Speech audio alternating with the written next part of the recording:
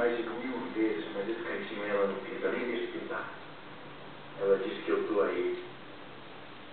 Ela vem aqui, dá uma olhada, consegue matar um pouco a saudade.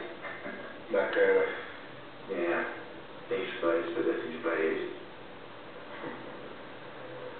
Vamos ver o teu quarto. Bora, meu quarto, por favor. Cheguei.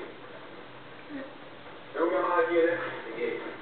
Não é nenhum Copacabana Palace, mas passa como um hotel honesto desse daí do cacete, vai. É, amigo, tá bom demais, rapaz.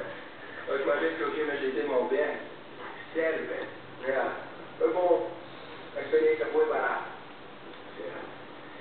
Isso aqui, a sua família não acha esquisito, não? Essa história de ser sumido e tal. Disse, eu não te vi mandar um e-mail, cartão postal, um telefonema, nada disso mesmo. Não tem mãe, cara. Tem o pai e tem irmã. Quando a minha mãe era viva, a gente morava aqui no Rio, porque ela tinha parentes aqui. Depois que ela morreu, meu pai e minha irmã mudaram para Santa Catarina, onde eu nasci, Blumenau. Blumenau.